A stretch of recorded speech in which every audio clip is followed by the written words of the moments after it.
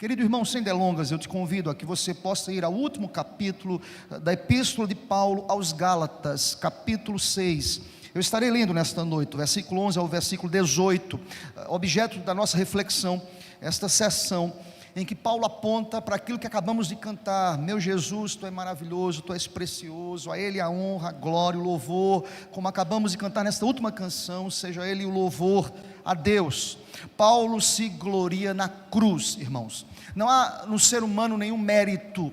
Nós precisamos entender que tudo pertence a Deus e proponho para os irmãos nesta noite pensarmos de que a nossa glória, irmãos, é a cruz de Cristo, é Cristo. Nós apontamos Cristo. Cristo tem que ser de fato o centro de todas as coisas. Paulo tinha esta consciência. Paulo está fechando aqui este livro, irmãos, e Paulo tem como objetivo ensinar aos Gálatas a importância de que eles olhem para a base da fé deles, que eles olhem para o sacrifício de Cristo na cruz, que eles olhem para a suficiência do sangue. Nós não precisamos de nenhum complemento, nós não precisamos de nenhum artifício humano, nós precisamos daquele que de fato salva, daquele que transforma, daquele que é poderoso, daquele que se faz presente nesse lugar, e glória a Deus por isso, daquele que caminha conosco todos os dias até a consumação dos séculos. A Ele a honra e a glória pelos séculos dos séculos, amém.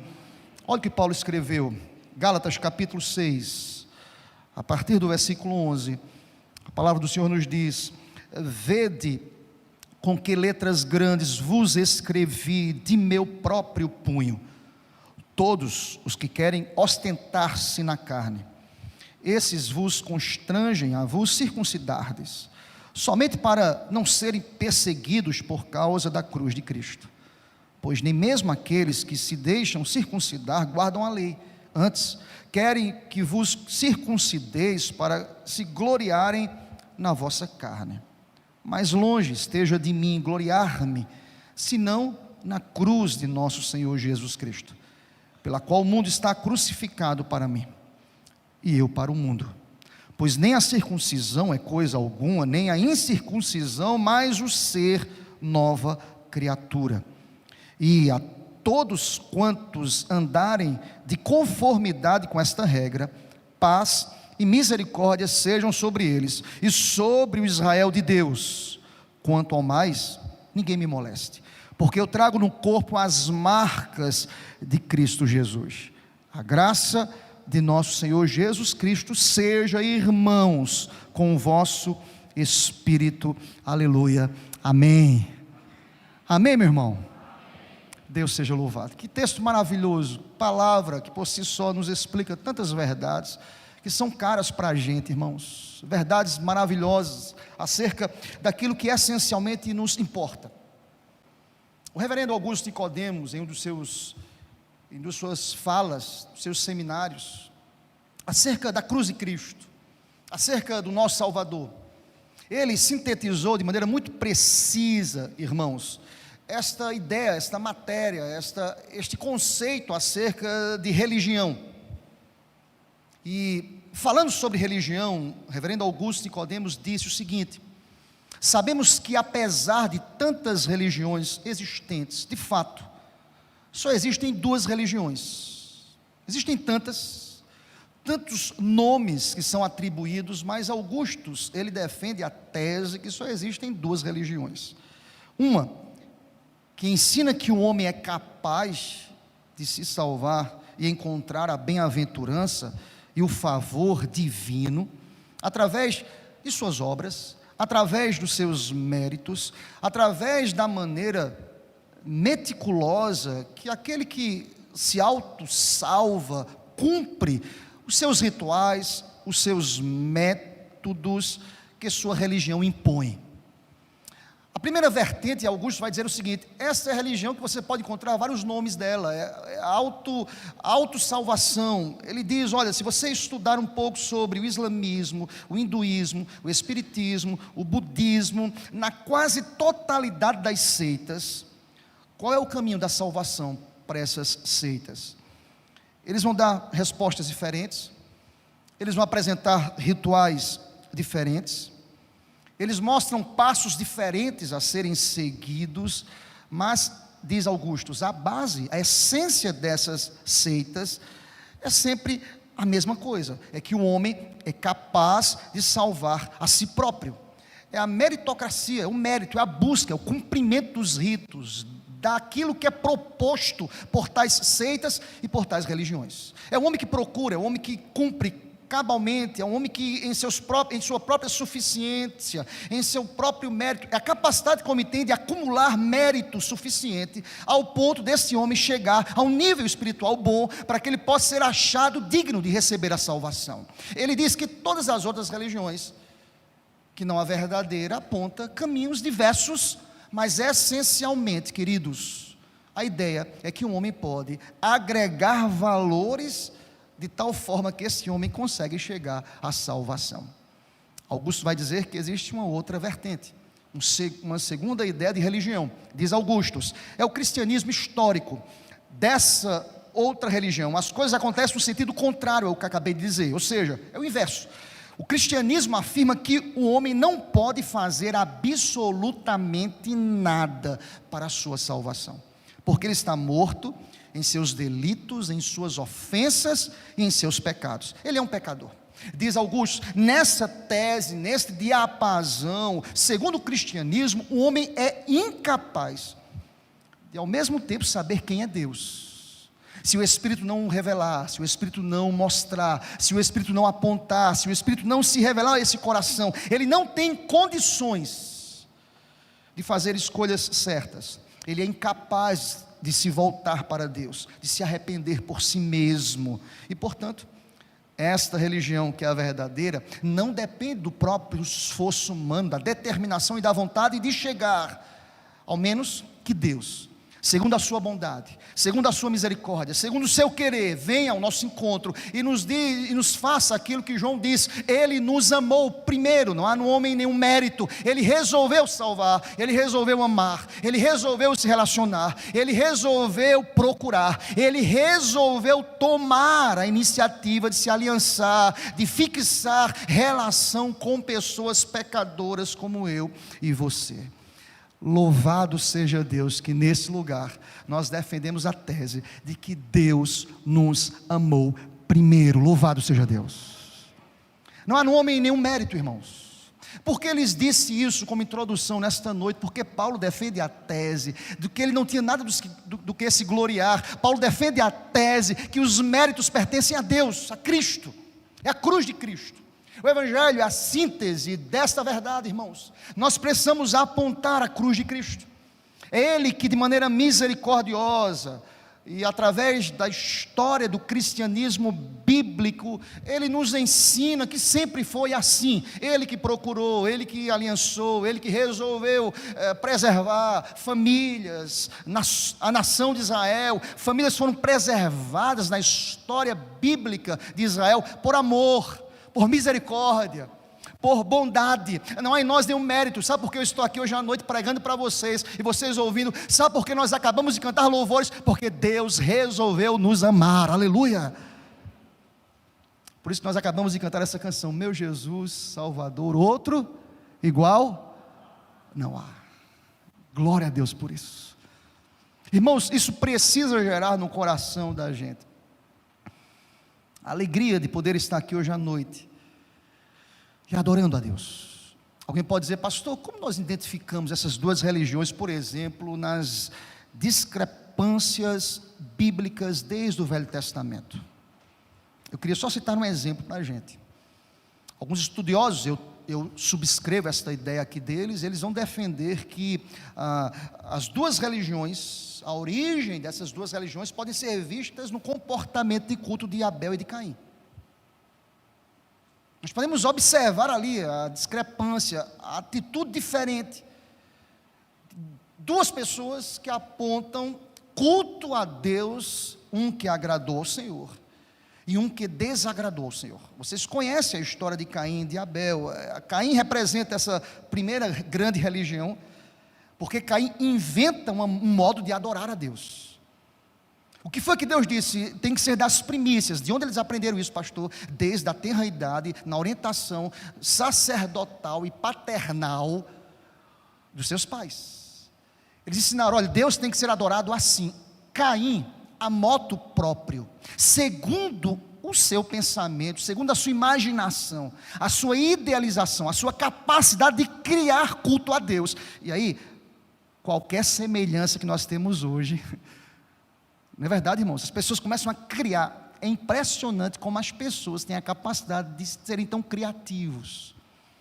Permitam-me, meu irmão. Algum tempo atrás eu estive pregando em uma igreja, e vocês sabem, a gente vai pregar em várias igrejas, e nessa igreja tinha dança litúrgica. Não sei o que os irmãos pensam disso. Eu tenho um conceito fechado: fumaça.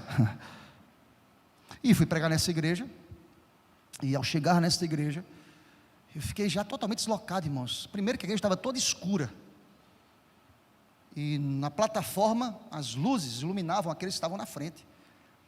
Eu disse: meu Deus do céu, me ajuda, Senhor Deus, primeiro a ter condição de me concentrar para pregar depois, porque o culto entra pessoas, umas mulheres com um negócio assim pendurado, e vai para um lado e vai para o outro, e roda e vira. Eu baixei a cabeça. Senhor Deus, tem misericórdia. Lembro-me que Filipinho foi comigo, era muito pequeno, só foi a gente para essa igreja. Eu disse: Filipinho, fica orando aí, vamos baixar a cabeça. Ele ficou com o olho maior, assim, grande assim, assustado. Ele é pequeno. Disse: meu filho, depois eu explico, fica aí, tranquilo. As pessoas começaram a descer. Eis que teve um momento, irmãos, que uma irmã lá girou. Quando parou assim na minha frente, assim, pá. Minha reação foi baixar a cabeça: Senhor Deus, tem misericórdia. E parece que não parava a coreografia, porque ela ficou um tempinho ali na minha, é sério, gente, na minha frente assim. Eu fiquei parado, baixei a cabeça orando. Meu Deus, que capacidade que o povo tem. Eu confesso para os irmãos, porque eu comecei a orar, porque eu não conseguia me concentrar nem na letra da música.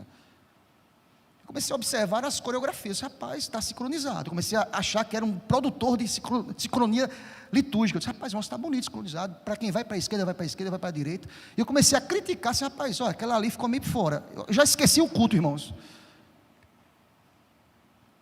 Mas é interessante que isso não é novo, gente. Quem inventou a adoração a Deus, nessa perspectiva de que o homem tinha liberdade de fazer o que queria, foi a Caim. Ele desobedeceu e deixou de observar de que Deus não quer o que nos resta, Deus não quer o que nos sobra. A orientação bíblica que eles receberam, divina, desde os seus pais, é que eles deveriam oferecer as primícias, ou seja, a oferta que Caim ofereceu a Deus. Entenda a oferta como um culto, querido. O culto que Caim ofereceu foi rejeitado por Deus. Ou seja, vamos fazer aqui um silogismo, uma lógica. Tem muito culto aí fora, e às vezes aqui dentro, que Deus não recebe. Não é a forma que eu me apresento, não é a capacidade lúdica que eu tenho de apresentar a Deus coisas impressionantes, porque olhe para mim, Deus não fica impressionado com os homens. Deus está à procura de verdadeiros adoradores, aqueles que adoram ao Pai em espírito e em verdade. E Deus olha para o coração desse homem. É verdade ou não é? Amém, irmãos? Essa liturgia estabelecida por Caim foi rejeitada por Deus. Abel, por sua vez, não. Os estudiosos vão dizer que Abel representa aquilo que foi revelado por Deus. Ou seja, culto não é fruto da nossa imaginação. Culto é fruto da graça. Religião verdadeira é fruto da graça. Abel fez o que? Adorou, buscou, serviu, de maneira que o próprio Deus havia prescrito e revelado para os seus pais. Ele aprendeu desde a tenra idade. Ele não inventou, ele não quis impressionar a Deus, ele não quis procurar caminhos que não agradavam a Deus. Como Deus quer ser adorado, queridos, se encontra na palavra. Não é fruto da nossa capacidade. O que é que Paulo vai fazer aqui? Paulo toma emprestado esta ideia para dizer o seguinte: não depende dos méritos humanos, não é a capacidade que nós temos. E aqui, irmãos, os Gálatas viviam conflitos aqui. Em que termos, pastor? Através do olhar, da perspectiva do judaísmo que colocava sobre esta religião um fim em si mesmo. Paulo disse: não se gloriem nisso, olhem para a cruz. Não é de se admirar que Paulo levanta-se aqui e diz assim: olha, o apego àquilo que é religioso traz consequências para a vida de vocês, consequências irreparáveis. E aí Paulo foi perseguido, Paulo foi açoitado. Muitos não creram nesta mensagem, muitos não entenderam, que graça. Não, esquece a religião, o judaísmo, e olha para a graça, olha para a cruz, olha para a suficiência de Jesus, olha para o evangelho, olha para a boa nova, olha para o sacrifício de Jesus. Querido, faça uma ponte para nós aqui hoje. O que nos salva não é porque nós temos uma liturgia que aponta para a gente tudo certinho, nada disso. É a graça, é a suficiência, é a palavra, é a revelação, é Cristo, o único caminho. Ele é o caminho que religa a nossa vida com Deus. Aleluia. O que é religião, queridos? Você sabe o que significa religião? Religião significa religar. Só existe um caminho para religar o homem com Deus: Jesus. Você crê nisso, amém?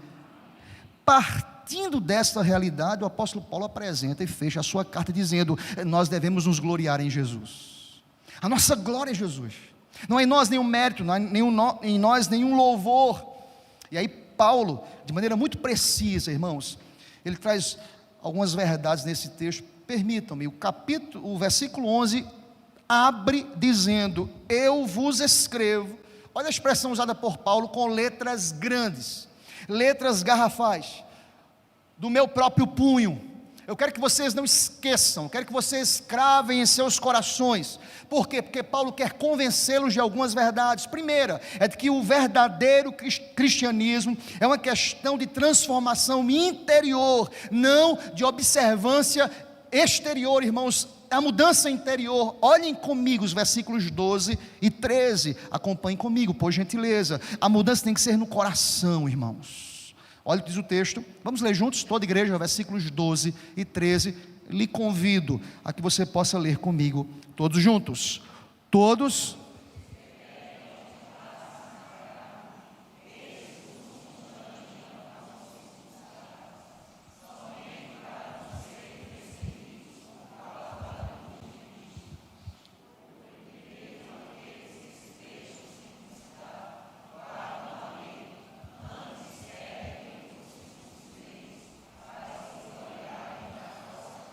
Presta atenção, querido, o que Paulo quer dizer a esse povo é que o que Deus faz no interior, aquilo que é exterior não pode fazer.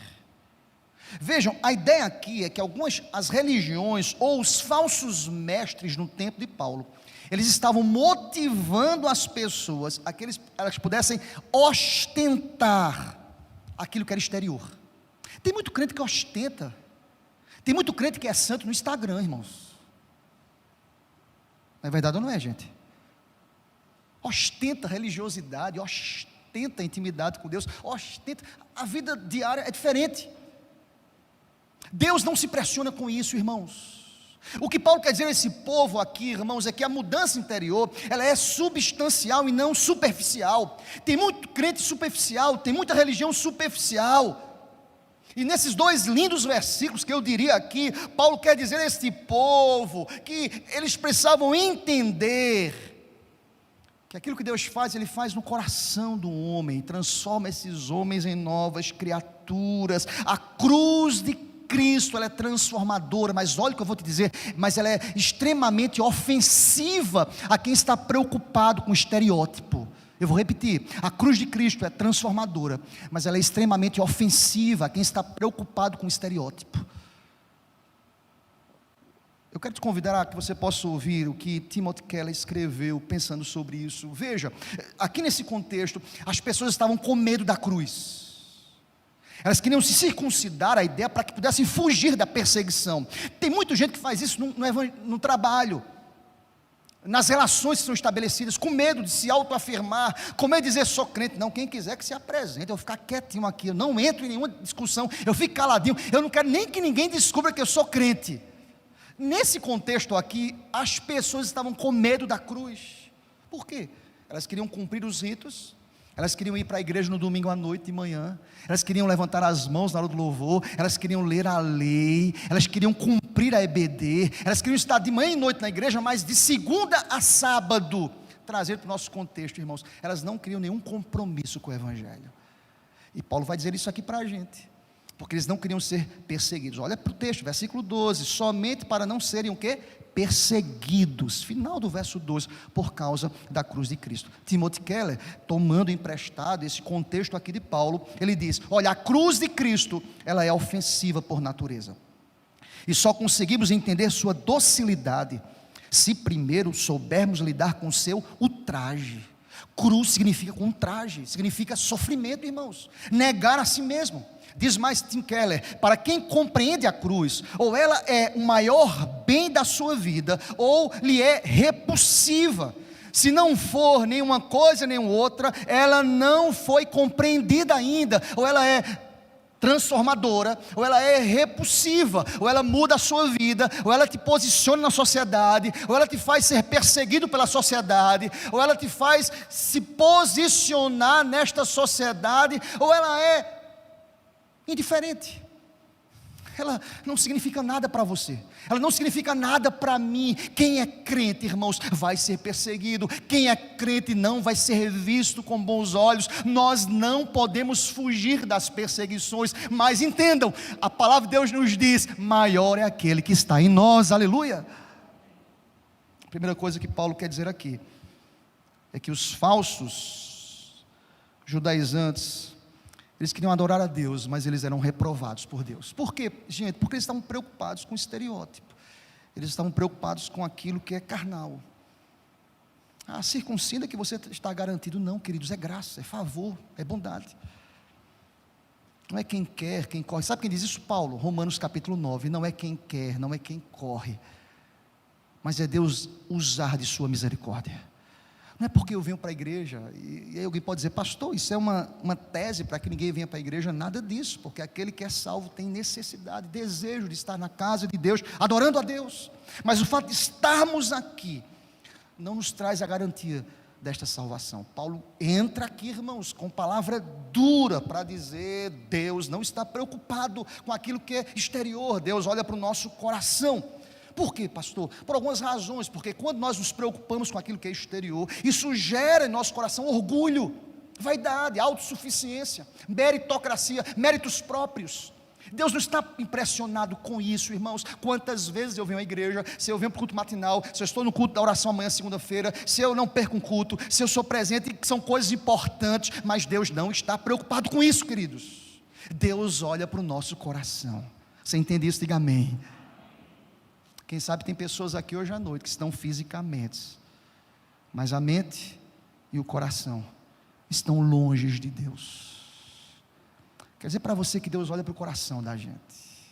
A verdadeira religião é aquela que traz ao coração do homem a consciência que é um pecador e que confessa o pecado. A religião verdadeira é aquela que traz ao coração da gente a gratidão, porque nós recebemos o perdão de Deus. A verdadeira religião é aquela que nos diz: nós não temos mérito nenhum, a Ele a honra e glória pelos séculos dos séculos, amém. Você entende isso, querido? Entenda isso, que as aparências que o mundo conclama aí fora não impressionam o Senhor. Os falsos mestres oferecem uma religião voltada para os aspectos exteriores. Olha o verso 13: pois nem mesmo aqueles que se deixam circuncidar, eles guardam a lei. Eles podem até observar os ritos exteriores, mas eles não guardam a lei. Eles podem vir para a igreja, mas eles não guardam a lei. Eles estão aqui, mas não escutam a palavra, eles não entendem a palavra. Antes, querem que vos circuncideis para se gloriarem na vossa própria carne. É tão bom quando nós ouvimos de alguém: rapaz, você é um exemplo para mim. Quem não gosta de ouvir isso, irmãos? Eu gosto. Você é um crente, você é um exemplo. Mas isso não pode gerar no nosso coração vaidade, irmãos, orgulho. Quando alguém fala para a gente assim: olha, você é um exemplo, seu casamento, sua vida, sua família, sua conduta, é tão bom ouvir isso, mas nós temos a consciência: Deus, só o Senhor sabe, é a graça, é a bondade, é a misericórdia, nós estamos em pé, irmãos, porque o Senhor está conosco todos os dias, aleluia. Porque Paulo defende que não é o exterior, mas o interior, porque o exterior é superficial. O interior, ele muda o nosso coração, as nossas motivações, muda o nosso caráter. Paulo entra aqui para fechar essa carta, para dizer: Deus está interessado em mudar o teu caráter. Vamos ser práticos? É a pessoa que compra e paga, é a pessoa que não mente, é a pessoa que faz a diferença, é a pessoa que ama aqueles que perseguem, é aquelas pessoas que são piedosas. Muda o caráter, é diferente, irmãos. É uma postura diferente, é uma transformação, algo, o evangelho, a religião verdadeira acontece de dentro para fora. A transformação interior do coração leva a nova motivação, a um novo comportamento. Ao contrário do que Paulo fala aqui nos versos 12 e 13, essas pessoas, como tantas outras pessoas, elas agem de fora para fora. Focados em quê, pastor? No comportamento. Jamais lidando com o coração, com aquilo que é substancial, permanecendo crentes, sempre superficiais. Eu conheço um monte de crente superficial, irmãos, um monte de crente superficial, que acha que ser crente é vir domingo para a igreja. Nada disso, é intimidade, é comunhão com Deus. A primeira verdade que eu lhe digo nesta noite, é que Deus está interessado no nosso coração. Você entende isso, amém? Nós precisamos entender que é uma intimidade com Deus, e que só Ele pode julgar o coração da gente. Mas uma segunda coisa, quero te convidar a olhar comigo, e última coisa hoje à noite, irmãos, é que além de apontar sobre essa discrepância entre uma religião que está preocupada com o estereótipo e a verdadeira religião que muda o coração, Paulo, além disso, ele quer convencer os leitores aos Gálatas de que a verdadeira glória da verdadeira religião é a cruz de Cristo, é Jesus. Estamos reunidos para a glória de Deus, estamos vivos para a glória de Deus, estamos salvos para a glória de Deus, estamos casados aos casados para a glória de Deus, nós temos filhos para a glória de Deus, nós somos crentes para a glória de Deus, nós trabalhamos para a glória de Deus, nós acordamos porque Deus tem que ser honrado e glorificado. A minha vida, não a nós, Senhor, mas ao teu nome nós rendemos glória, aleluia. Você pode dizer amém, querido? Tudo que nos acontece, irmãos, nós precisamos apontar Jesus. Como é que Paulo fala? Ele fala a partir do verso 14 até o verso 17, dizendo isso. Eu quero te convidar a que você leia comigo o versículo 14, toda igreja. Mas, longe,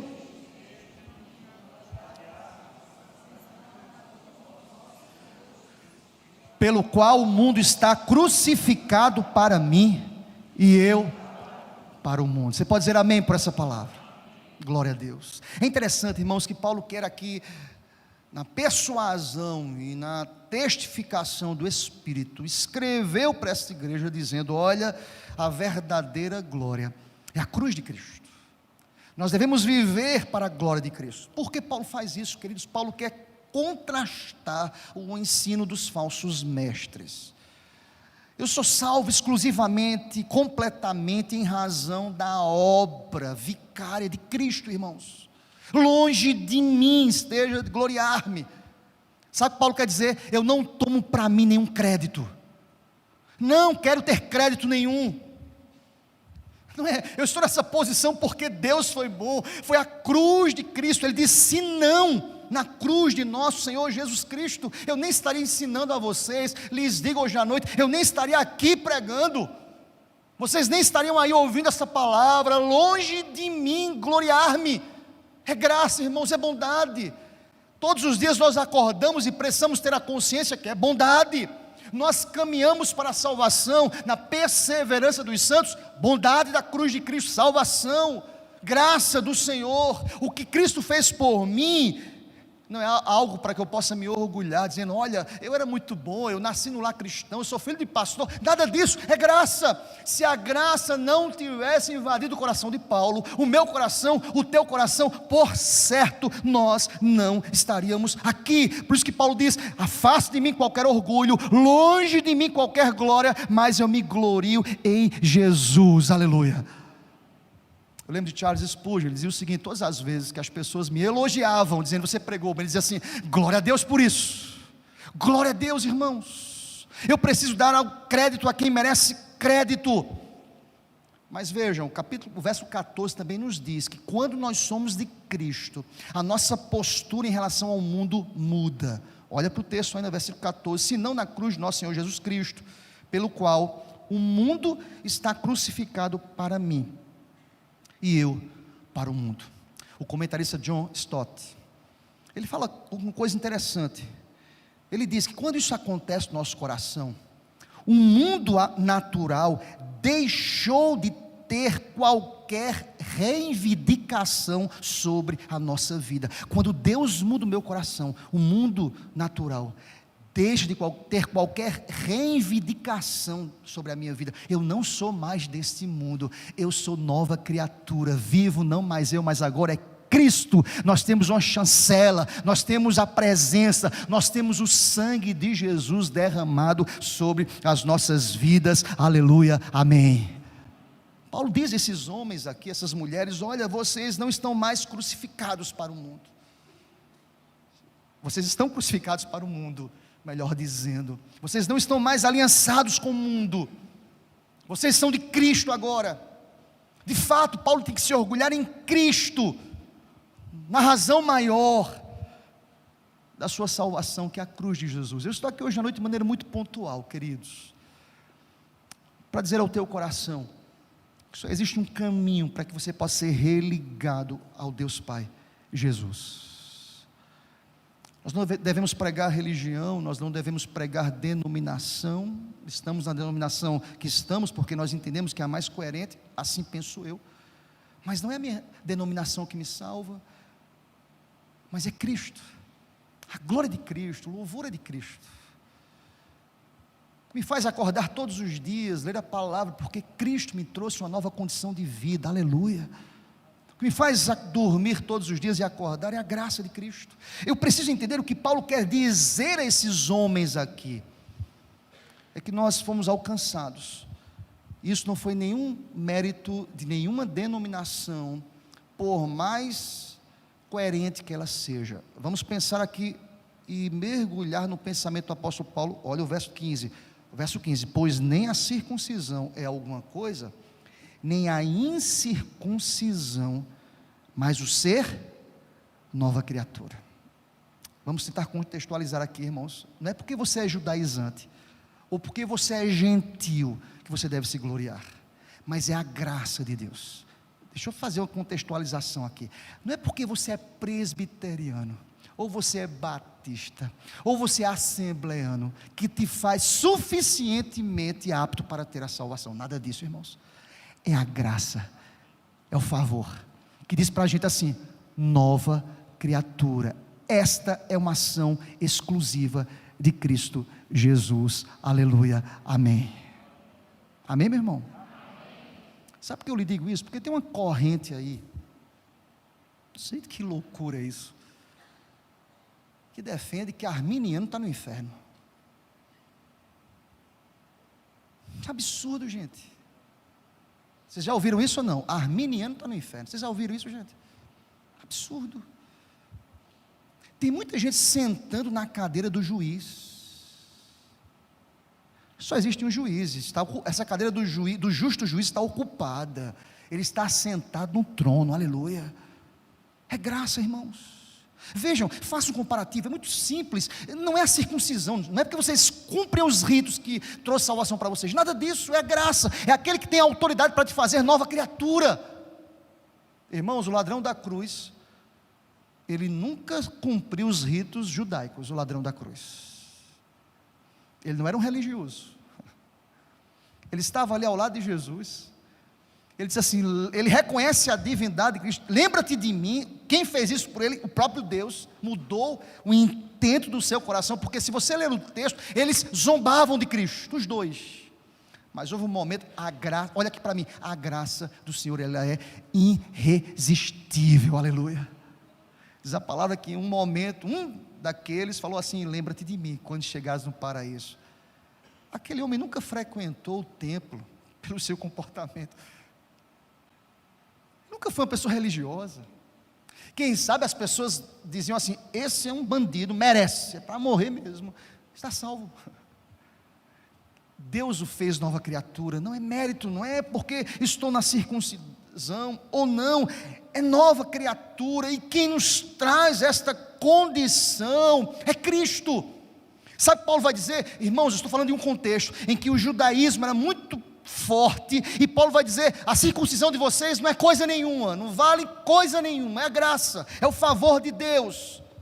E ele vai dizer no verso 17, ele vai dizer, quanto ao mais, olha comigo, vamos ler juntos esse texto, verso 17, todos juntos, quanto ao mais, ninguém, porque eu trago no corpo as marcas de Jesus. Veja que ele vai construir até o verso 17, o que está escrito no verso 16, e a todos quantos andarem de conformidade com esta regra, paz e misericórdia sejam sobre eles e sobre o Israel de Deus. Olha, quem anda contrário ao que as pessoas estão dizendo quanto à circuncisão, mesmo que sejam perseguidos, parece uma coisa contraditória, estou sendo perseguido, mas eu com Cristo, eu tenho paz, eu tenho graça, eu tenho favor, eu tenho a presença, eu tenho a testificação do Senhor Deus, e Paulo vai dizer, quanto ao mais, ou seja, ninguém me procure molestando o meu pensamento, o meu coração, ou seja, doravante, ninguém me perturbe, não me perturbem com isso, porque eu sei que eu estou falando, eu trago as marcas do Evangelho no meu corpo. Quais eram essas marcas, irmãos? Prisões, cadeias, açoites, apedrejamentos e muitos tipos de tratamento injuriosos que ele sofreu porque ele testemunhava o Evangelho. Ele fala, não me perturbe, doravante, não me perturbe, ninguém me moleste, ninguém me traga perturbação à minha mente, porque eu sei do que eu estou falando, eu trago no meu corpo as marcas do Evangelho, que machucam exteriormente, meu corpo está machucado, mas o meu coração substancialmente está preservado. Deixa eu concluir essa palavra dizendo o seguinte, tem muita gente que está sofrendo aqui hoje à noite, eu sei disso, Deus sabe, sofrendo na área emocional, financeira, familiar, sendo provado, passando por angústias, por perseguições.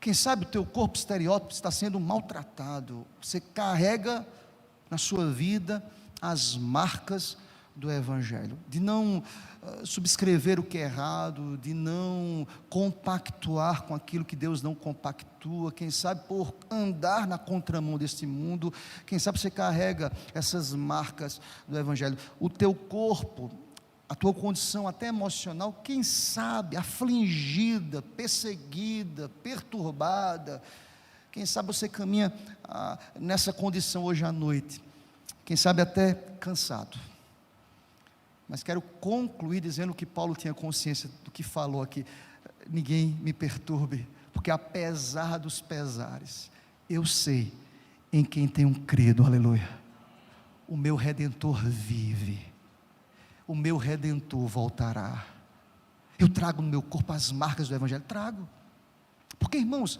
quem quer viver piedosamente é perseguido, Paulo tinha consciência disso, mas sabe o que ele diz assim, não me perturbe, não quero ouvir os teus argumentos quanto a isso, eu sei o que é ser, negar a si mesmo, eu sei o que é ser perseguido, açoitado, preso, maltratado, apontado, acusado de maneira injusta, eu sei de tudo isso.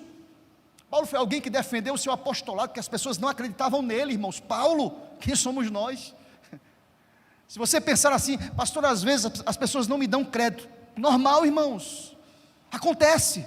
Paulo foi questionado, as pessoas não acreditavam no apostolado dele, ele foi questionado, ele precisou levantar argumentos para que as pessoas pudessem crer que ele era apóstolo de Jesus, mas é que ele fala, não me perturbe, eu sei de tudo isso, eu trago no corpo essas marcas, mas, versículo 18, a graça, o favor de nosso Senhor Jesus Cristo, seja, irmãos, com o vosso espírito, amém. Não se preocupe com aquilo que pode matar o seu corpo. Crente morre, irmãos, de infarto, de câncer, de acidente. Crente morre assim. Não se preocupe com aquilo que possa ceifar o seu corpo. Palavra de Deus. mas olhe com temor e tremor com aquele que pode preservar a tua alma. Essa é a palavra de Deus para a gente hoje à noite. Em que você está se gloriando? Sabe que Paulo convida esses leitores: se glorie em Jesus. Você acorda, meu irmão, diga: seja Deus louvado, porque acordei, aleluia. Você vai para o trabalho, diga: Deus, glória a Deus por isso. Você tem vida, glória a Deus. Tem provisão, mesmo apesar das provações, glorifique a Deus. E Paulo termina esta carta suplicando ao Senhor Deus. Fantástico, irmãos. Ele termina abençoando esses irmãos. Eu quero te abençoar nesta noite também, dizendo que a graça do Senhor, apesar das adversidades, olha para o teu coração, preserva o teu coração, cuida da tua mente, queridos. Vivemos dias difíceis, de doenças psicossomáticas, de depressão. Nunca se tratou e se falou tanto nessa tese, irmãos. Vocês percebem isso? Quantas pessoas doentes, aflitas, quantas doenças na alma. Isso não sei se impressionam vocês, eu fico impressionado, irmãos. Pessoas aflitas, angustiadas, muitas vezes, por vezes, dentro das igrejas. Nós vivemos dias difíceis. Cuida do teu coração, cuida da tua alma, cuida da tua mente, querido. Olha para Cristo. Olha para o autor e consumador. Por isso que nós devemos fitar os nossos olhos em Cristo. Para quê, pastor? Para que nele, tão somente nele, nós encontremos a suficiência para continuarmos a caminhar, a andar, a prosseguir, a progredir em triunfo para a glória de Deus. Mesmo em ambientes onde abundou o pecado, diz a palavra, irmãos, superabundou a graça de Deus, em nome de Jesus, amém.